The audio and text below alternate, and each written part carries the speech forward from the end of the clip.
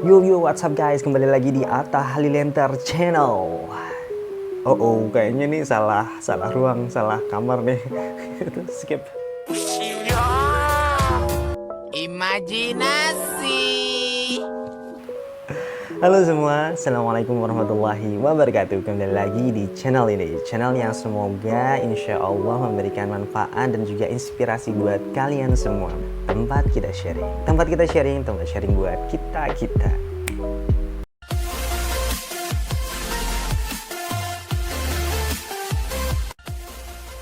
Tempat kita sharing, tempat sharing buat kita.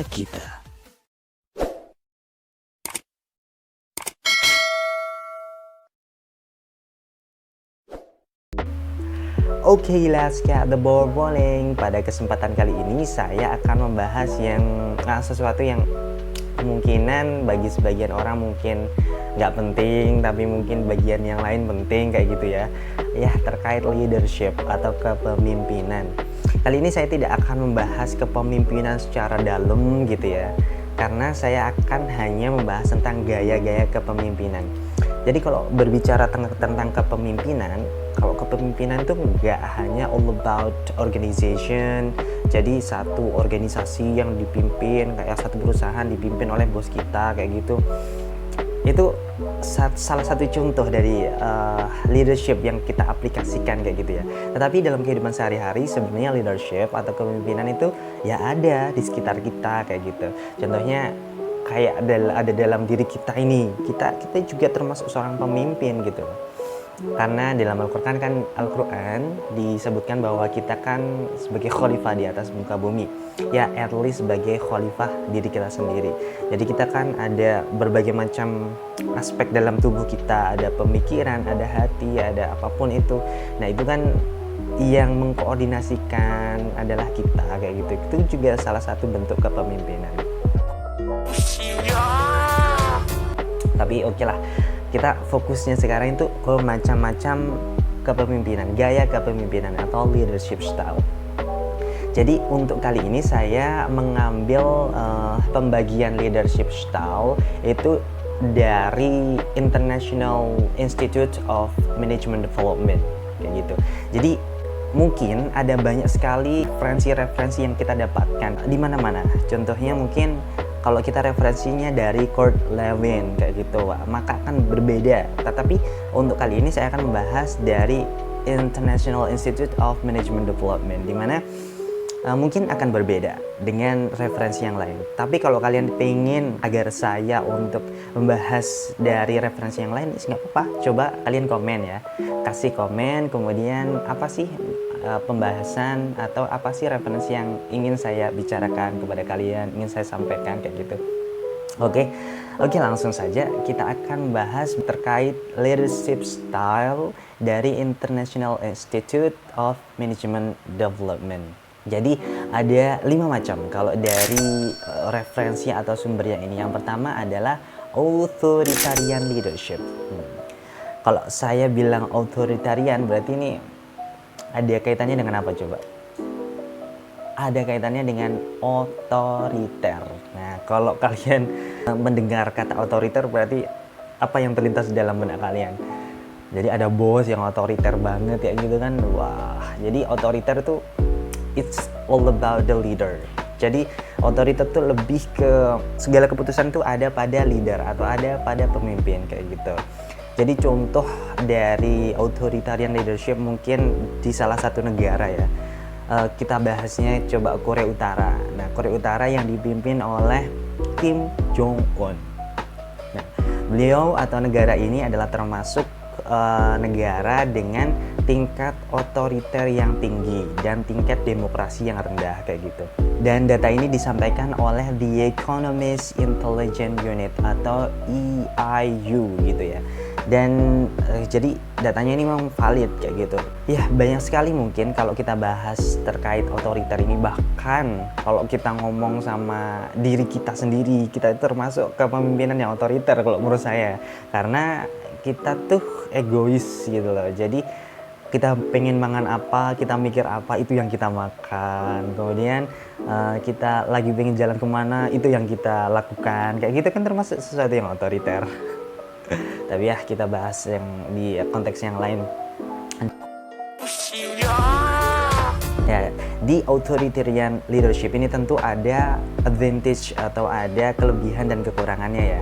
Yang pertama adalah ada maksimalisasi waktu. Jadi dengan adanya gaya kepemimpinan yang otoriter ini, tentu waktu itu dapat dimaksimalkan. Karena kalau kita tahu bahwa pemerintahan atau organisasi yang bersifat demokratis itu kan ada yang namanya musyawarah, ada yang namanya pengambilan keputusan dan lain sebagainya. Tetapi kalau otoriter kan langsung semuanya itu istilahnya diputuskan oleh pemimpin.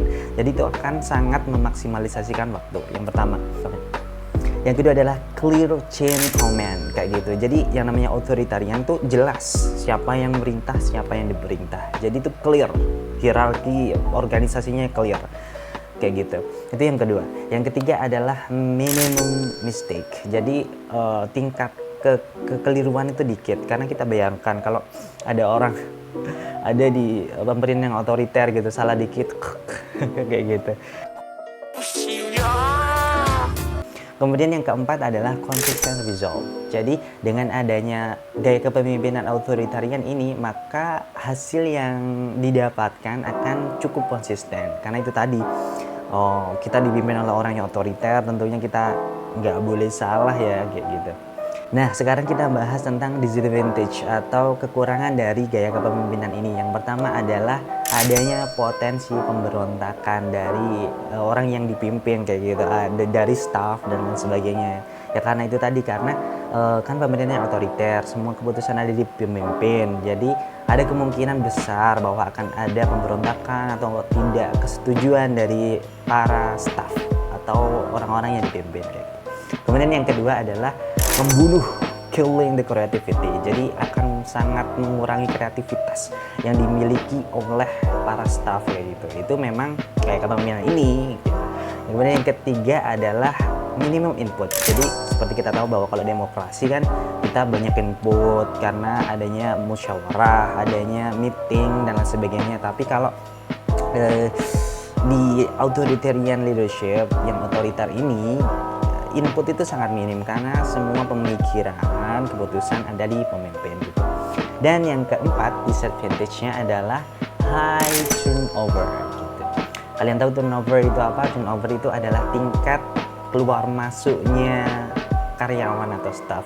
Karena dengan orang-orang yang mungkin tidak cocok gitu ya, orang-orang yang memiliki jiwa kebebasan, ingin berkreativitas, maka gaya kepemimpinan leadership authoritarian ini sangat-sangat tidak cocok dan akan menimbulkan tingkat turnover yang tinggi gitu. Oke, kita ke gaya kepemimpinan yang kedua, yaitu participative leadership. Oke, yang namanya participative leadership adalah kontra dari authoritarian leadership. Jadi partisipatif, yang namanya partisipatif kan ada keikutsertaan gitu ya. Jadi sama halnya ini adalah gaya kepemimpinan yang demokratis gitu lah, kita bilangnya kayak gitu ya.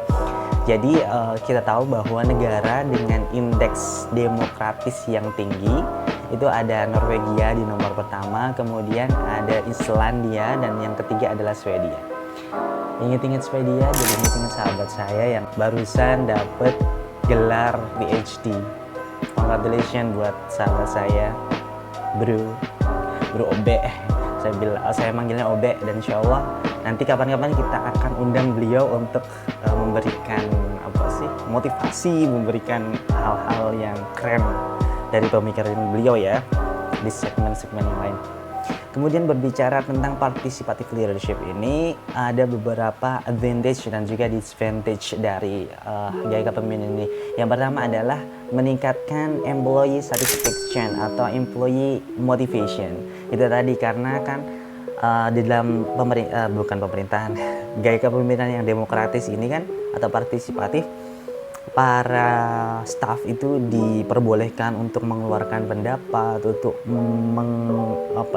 empowering, memberdayakan pemikirannya kayak gitu. Jadinya para staff itu merasa sangat dihargai dengan motivasinya tuh untuk bekerja semakin tinggi. Itu untuk nilai positif dari demokrasi, dari participative leadership ini. Yang kemudian adalah tingginya kreativitas itu tadi. Selain satisfaction dan juga motivation, kreativitas itu juga akan tinggi gitu.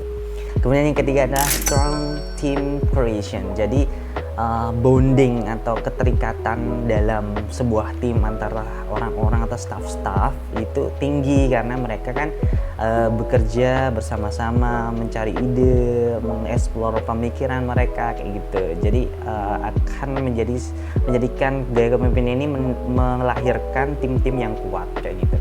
Kemudian yang keempat adalah high productivity.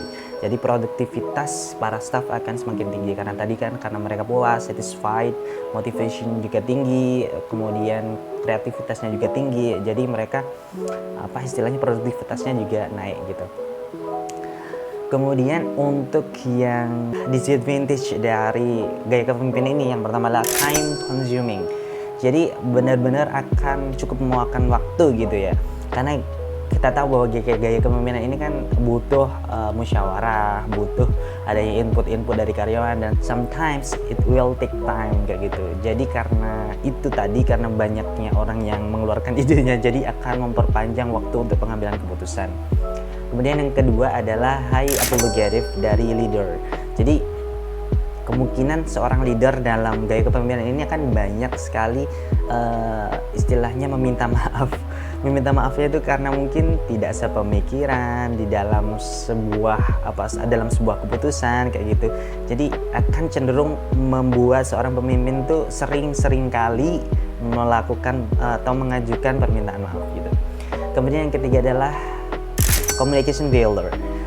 Adanya communication failure. Seperti kita tahu bahwa memang kan karena adanya banyak sekali input, banyak sekali orang yang pemikiran yang ada di dalam organisasi tersebut, makanya kadang mungkin ada miss ya, ada kan kita nggak tahu, tipe orang kan beda-beda, meskipun ini adalah gaya kepemimpinan yang terbuka demokratis, tetapi ketika orang-orang di dalamnya itu memiliki sikap atau memiliki sifat yang cukup egois atau tidak bisa menerima, itu kan akan membuat gaya kepemimpinan itu memiliki disadvantage tadi yang berupa communication failure.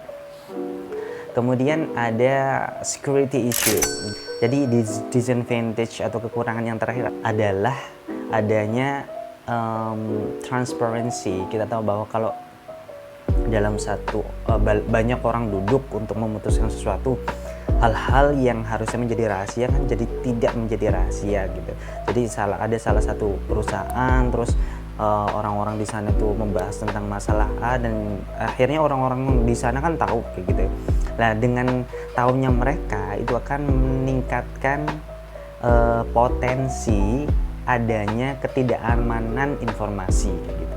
Jadi seandainya organisasi ini mempunyai rahasia A, tapi rahasia itu karena dimitingkan kayak gitu, dirapatkan, jadi banyak orang tuh yang tahu jadi itu akan meningkatkan potensi rahasia yang dimiliki oleh perusahaan itu tersebar kayak gitu. Nah, itu terkait participative leadership. Nah, sekarang kita bahas gaya kepemimpinan yang ketiga. Gaya kepemimpinan yang ketiga ini disebut sebagai delegative leadership, tetapi bisa juga dibilang laissez-faire.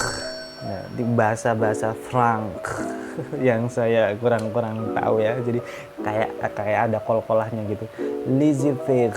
Nah, jadi delegative leadership ini bisa juga disebut dengan laissez-faire. Nggak tahu kok suka ya ngomong laissez-faire gitu. Imajinasi.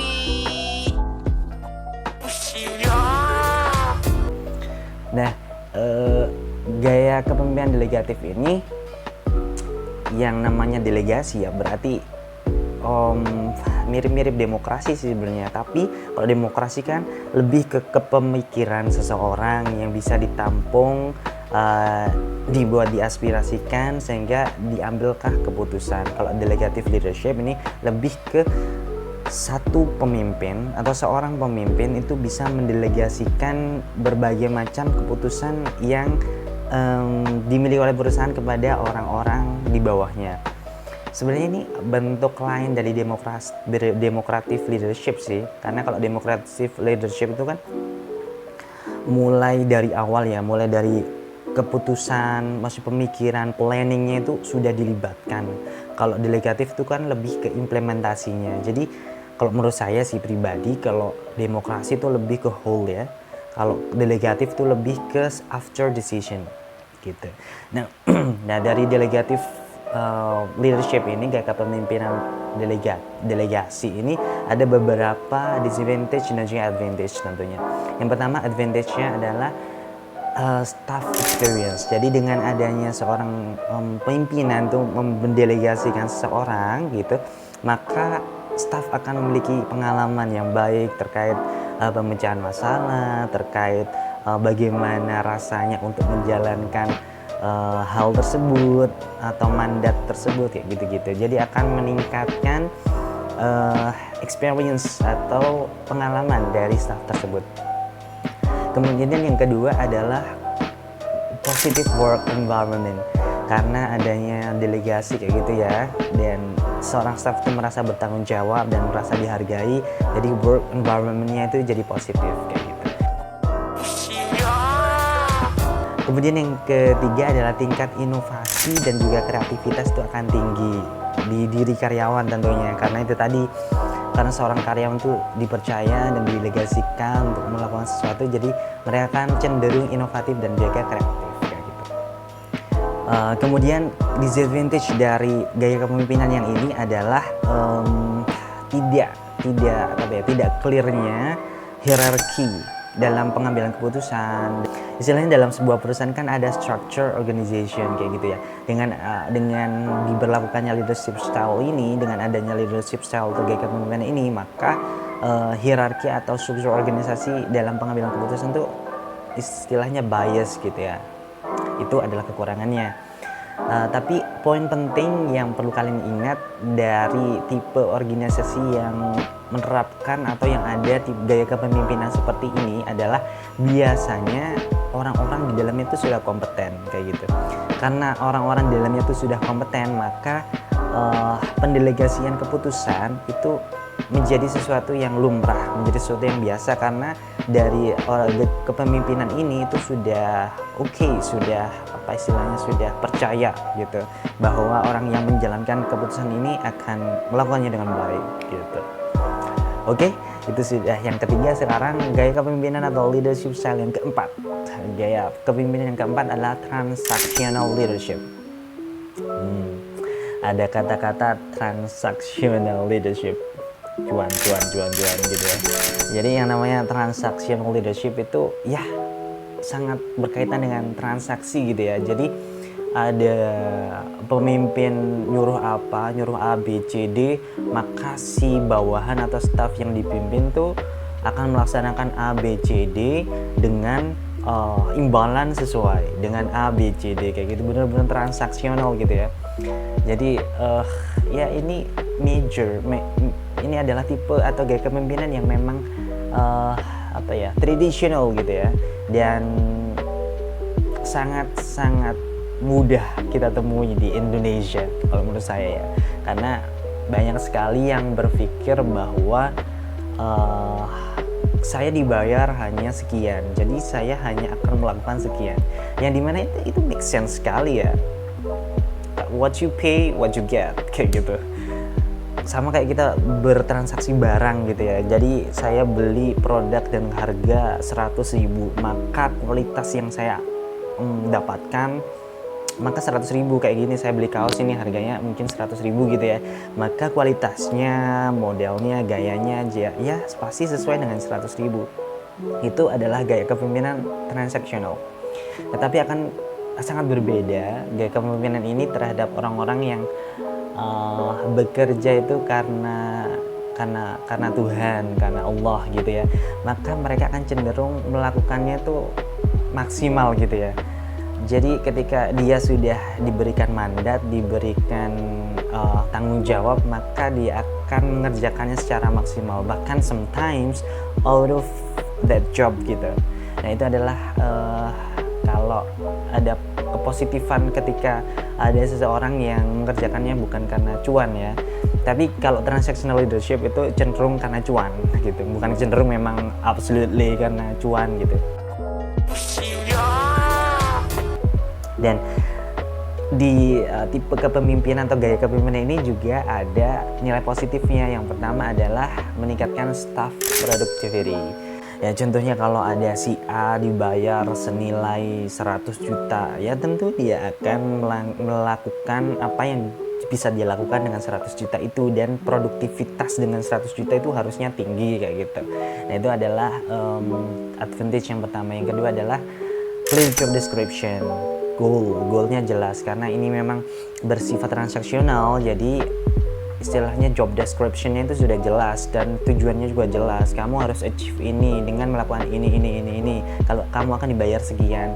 Ya, itu sering kali kita jumpai kan.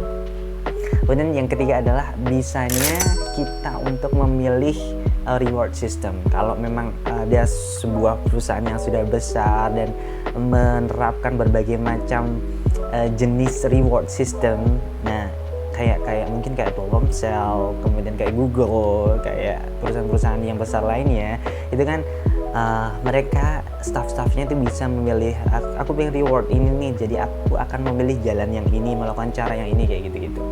Itu adalah nilai positif dari transactional leadership. Kemudian untuk disadvantage dari gaya kepemimpinan ini, yang pertama adalah low creativity. Nah, kenapa kreativitas itu rendah? Karena cenderung orang yang ada di gaya kepemimpinan ini hanya melakukan apa yang mereka harus lakukan. Jadi dia cenderung kreativitasnya itu tidak setinggi orang-orang dengan delegative leadership mungkin, atau participative leadership kayak gitu, akan cenderung berbeda kayak gitu, jadi lebih rendah kayak gitu ya. Kemudian yang kedua adalah minim sekali empathy. Jadi karena what you pay what you get gitu, jadi yang namanya empathy itu rendah gitu ya, karena kita melakukan segala sesuatu karena cuan, karena uang. Jadi cenderung empati kita untuk terhadap bos kita mungkin sebagai staff, atau dari bos ke staff itu cenderung minim, karena apa-apa dihitungnya uang. Kemudian untuk yang ketiga adalah gaya kepemimpinan ini akan cenderung mencetak follower dan leader kayak gitu. Jadi pemikirannya karena cuan itu akan mencetak lebih banyak follower kayak gitu loh, mencetak lebih banyak staff daripada seorang pemimpin. Karena kalau seorang pemimpin yang mampu memotivasi karyawannya, mampu memberikan inspirasi gitu, maka para staffnya itu cenderung akan mengikuti gaya kepemimpinan itu dan akan menjadi seseorang pemimpin juga gitu. Tapi karena leadershipnya bersifat transaksional, jadi pemimpin itu cenderung jarang sekali memberikan motivasi, memberikan inspirasi kepada para karyawan, sehingga karyawan itu cenderung akan mindsetnya itu adalah sebagai follower aja, sebagai staff aja kayak gitu. Itu adalah negative value-nya. Ya mungkin kadang ada pemikiran dari kita, ya enggak juga sih, ya memang ada pemikiran enggak juga. Kenapa bisa enggak juga? Karena mungkin dengan adanya pemikiran transactional leadership, aku dibayar sekian untuk sekian, maka aku berpikirnya tuh aku juga harus bisa dong kayak dia membayar sekian ke orang lain gitu. Kalau memang pemikiran orang itu ingin menjadi seorang entrepreneur ya. Tetapi secara garis besar untuk gaya kepemimpinan transactional leadership ini akan cenderung mencetak followers daripada leaders kayak gitu ya. Kemudian yang kelima, dari International Institute of Management Development ini menyebutkan bahwa gaya kepemimpinan yang kelima adalah transformational leadership. Kalau menurut sebagian atau banyak kalangan, kayaknya transformational leadership adalah gaya kepemimpinan yang paling istilahnya paling positif, memiliki banyak manfaat dan cenderung dipakai secara teori kayak gitu ya. Bahkan memang secara praktek sih sangat dibutuhkan kayak gitu loh. Tetapi memang gaya kepemimpinan yang terakhir ini adalah gaya kepemimpinan paripurna yang diidam-idamkan dalam sebuah organisasi. Kenapa? Karena yang namanya transformational leadership kan berarti kita melihat seorang pemimpin yang inspiring, seorang pemimpin yang memberikan motivasi yang sangat bagus kepada karyawannya, kayak gitu. Jadi karyawan tuh cenderung akan memiliki ide-ide yang bagus, akan menjadi nyaman, kayak gitu-gitu. Dan kita bahas tentang advantage dari gaya kepemimpinan ini. Yang pertama adalah low turnover. Turnover adalah arus atau tingkat keluar masuknya karyawan itu akan rendah. Kenapa? Karena mereka cenderung nyaman gitu, cenderung nyaman dengan pemimpinnya, pemimpin yang arif, bijaksana, inspiring. Siapa sih nggak pengen punya pemimpin kayak gitu, kayak saya. Imajinasi.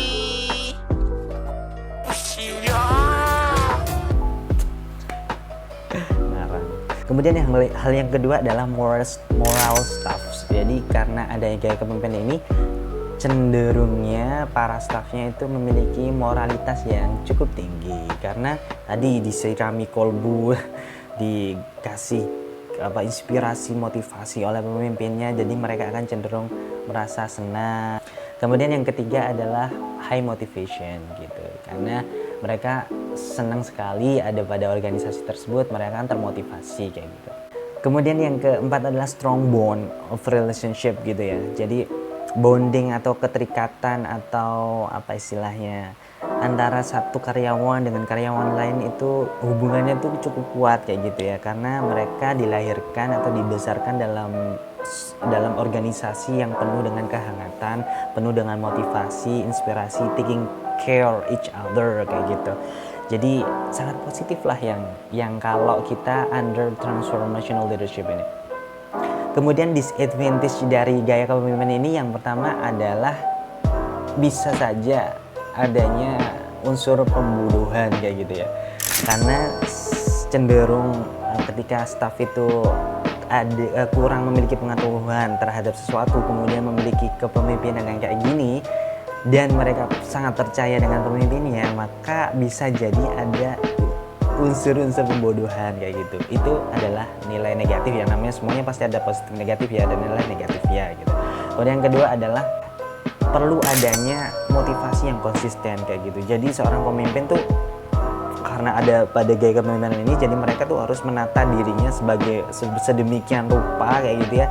Jangan sampai motivasi dirinya sendiri pun turun, karena ketika dia motivasinya turun, maka akan cenderung bisa mempengaruhi bawahannya gitu. Jadi sangat terikat banget dengan pemimpin ini. Nah, itu tadi adalah nilai positif dan juga negatif dari transformational leadership.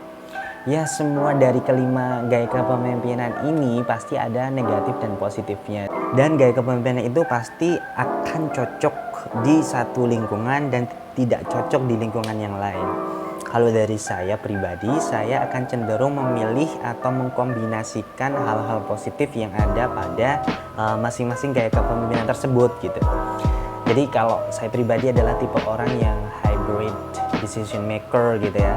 Jadi kalau kita bisa mengkombinasikan nilai positif dari berbagai macam aspek, why not kayak gitu.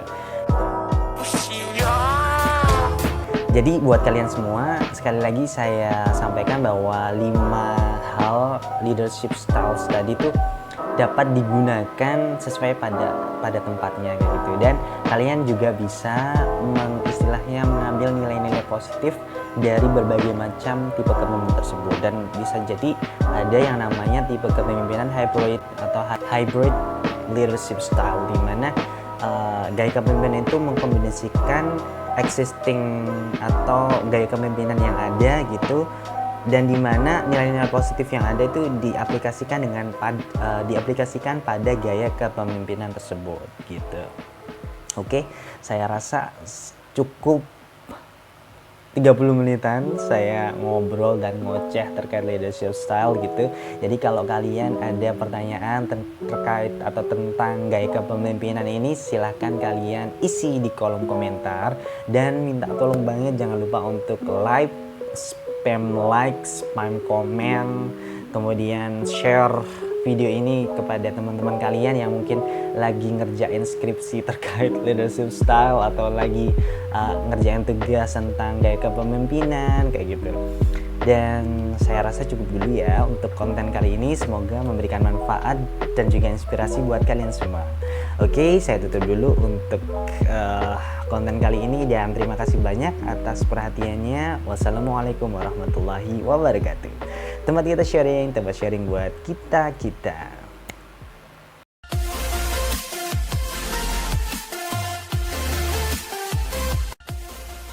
Tempat kita sharing, tempat sharing buat kita-kita.